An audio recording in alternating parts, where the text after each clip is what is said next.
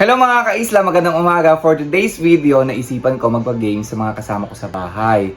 Dahil laro-laro lang naman, pinakamabilis na makapagbigay ng tamang sagot, bibigyan natin ng 100 pesos. O, diba? Saan ba naman sila makakadampot ng 100 pesos? So, let's go!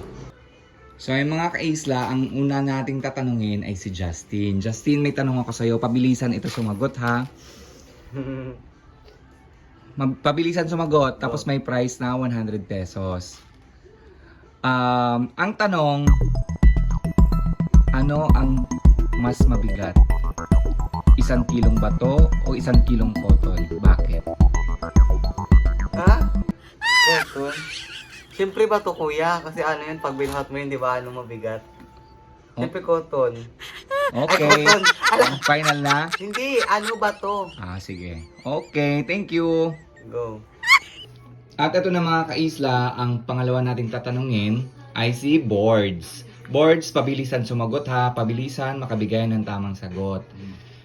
Ang pinakamabilis mananalo ng 100 pesos.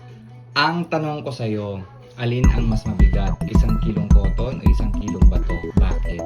Same lang. Bakit? Kasi parang sila 1 kilo. Okay. Thank you.